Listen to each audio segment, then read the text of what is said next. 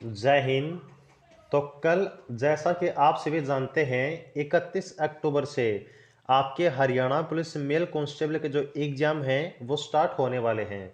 और 31 अक्टूबर से लेकर आपके 2 नवंबर तक है, 31 एक और 2 नवंबर को आपके जो एग्ज़ाम है 3 दिन टोटल आपके चलने वाले हैं।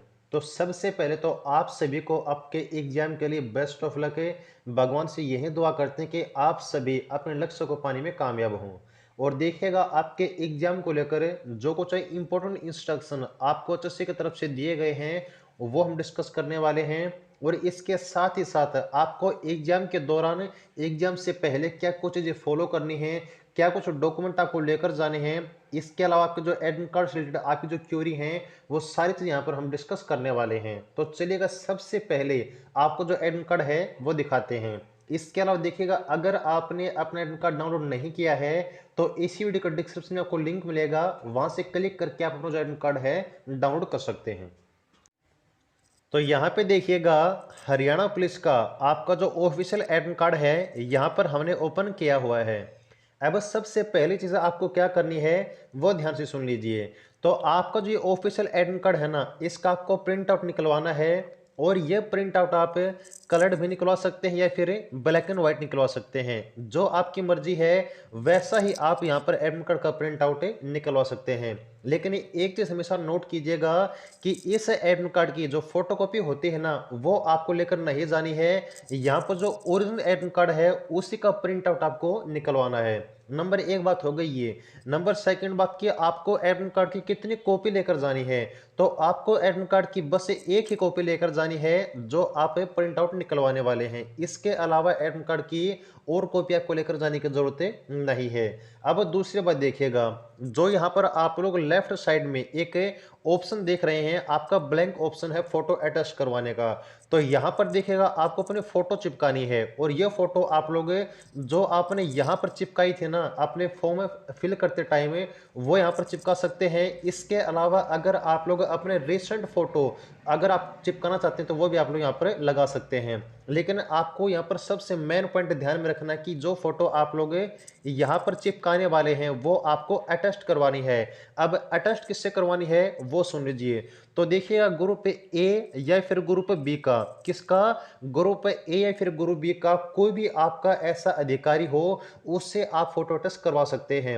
लेकिन वो होना चाहिए ग्रुप ए या फिर ग्रुप बी का। आप नॉर्मली क्या कर सकते हैं कि जहां से जो है आप लोग बिलोंग करते हैं वहां पर आसपास में कोई ना कोई स्कूल जरूर होगा। तो वो स्कूल आपका चाहे कौन सा भी हो, आपने वहां से पढ़ाई की हो या फिर नहीं की हो, आपका गवर्नमेंट हो प्राइवेट हो कोई दिक्कत नहीं है, उस स्कूल के हेडमास्टर या फिर प्रिंसिपल से आप लोग अपनी फोटो अटैच करवा सकते हैं। सबसे सिंपल तरीका है। ठीक है जी। तो बस सबसे पहले आपको यह काम करना है कि एडमिट कार्ड आपको जो इसका प्रिंट आउट निकलवाना है, बस आपको कोई कॉपी नहीं चाहिए, बस आपको एक एडमिट कार्ड लेकर जाना है, उसके ऊपर आपको एक फोटो चिपकानी है। और ध्यान दीजिएगा जो फोटो आप लोग यहाँ पर चिपकाएंगे ना वही सेम एक्स्ट्रा फोटो आपको लेकर जानी होगी। इसके अलावा फोटो चिपकाने के अलावा जो फोटो आप लोग यहाँ पर चिपकाएंगे वैसी एक और फोटो आपको लेकर जानी है अपनी बायोमेट्रिक के प्रोसेस के लिए। ओके बात। अब कुछ और इंस्ट्रक्शन देखिए जो आपके एडमिट कार्ड में दिए गए हैं। तो अब देखिएगा important instruction to the candidates for written examination. आपके रिटन एग्जाम के लिए जो भी इंपॉर्टेंट इंस्ट्रक्शन आपको फॉलो करने हैं वो बिल्कुल एक एक करके ध्यान से सुनिएगा। तो सबसे पहला आपको जो सबसे बड़ा डाउट था वैक्सीनेशन को लेकर वो यहाँ पर बिल्कुल साफ साफ आपको बताया गया है कि in written examination be advised, कि आपको केवल सलाह दी जाती है, आपको केवल एडवाइस दी जाती है कि अगर आपने अभी तक वैक्सीन नहीं लगवाई तो आप लोग लगवा लीजिए। लेकिन अगर आपने वैक्सीन नहीं लगवाई है या फिर अभी आप लोग वैक्सीन नहीं लगवा पाते हैं तो कोई दिक्कत नहीं है, आप लोग एग्जाम दे सकते हैं, वहां पर कोई भी आपसे जो सर्टिफिकेट की डिमांड नहीं की जाएगी। नंबर दो देखिएगा, नंबर पॉइंट दो पे कहा गया है कि आपको जो है रिटन एग्जाम में जब आप लोग अपीयर होने वाले हैं तो वहां पर आप लोगों को चेहरे पर मास्क लगाकर जरूर जाना होगा। विदाउट मास्क आपकी एंट्री नहीं होने वाली है। नंबर तीन पे आपको जो चीज हमने पहले कही थी कि आपको जो है एक अपनी पासपोर्ट साइज फोटोग्राफ है, रिसेंट फोटोग्राफ है, आपको अपने एडमिट कार्ड पर चिपकानी है और एक एक्स्ट्रा फोटो आपको साथ लेकर जानी है अपनी बायोमेट्रिक की प्रोसेस के लिए। इसके अलावा आपको एक और डॉक्यूमेंट लेकर जाना है, वो है आपका वन आइडेंटिटी प्रूफ है। और वो आइडेंटिटी प्रूफ आपका बिल्कुल ध्यान से सुन लीजिए, ओरिजिनल होना चाहिए, उसकी फोटोकॉपी अलाउड नहीं होगी। और वो आइडेंटिटी प्रूफ कौन सा हो सकता है? वो आपका ड्राइविंग लाइसेंस हो सकता है, वोटर कार्ड हो सकता है, आधार कार्ड हो सकता है, आपका पासपोर्ट हो सकता है। लेकिन इन सभी डॉक्यूमेंट में से जो भी डॉक्यूमेंट आप लोग लेकर जाने वाले हैं वो बिल्कुल आपका ओरिजिनल होना चाहिए, फोटोकॉपी इसकी अलाउड नहीं होगी। तो यहाँ पे देखिएगा, आपके एडमिट कार्ड में आपके एग्जाम के लिए जो भी इंपॉर्टेंट इंस्ट्रक्शन आपको फॉलो करने हैं, बिल्कुल ध्यान से सुनिएगा।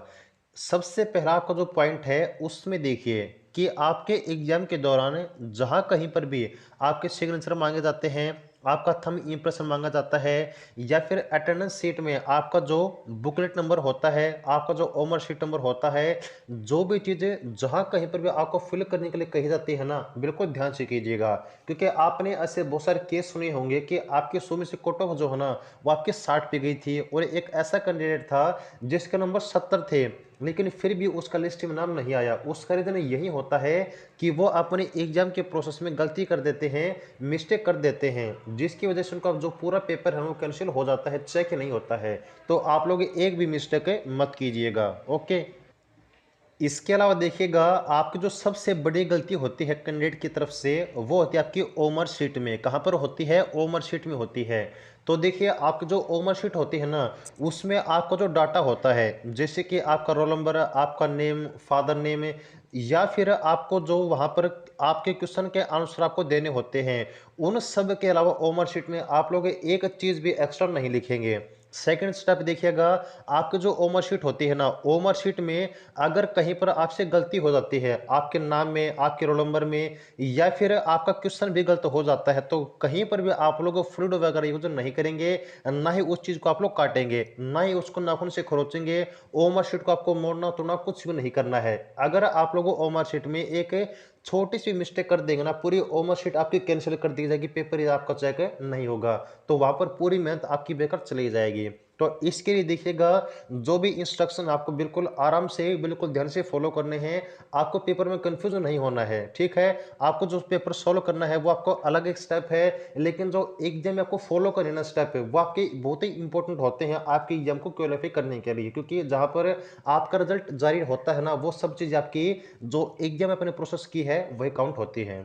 तो ये कुछ आपकी जानकारी थी, कुछ ऐसे डॉक्यूमेंट थे जो आपको लेकर जाने और एग्जाम स्टेप को फॉलो करने हैं। तो उम्मीद है कि जानकारी अच्छी लगी होगी, और फिर से आप सभी को अपने एग्जाम के लिए बेस्ट ऑफ लक। जुड़े रहिएगा। जय हिंद।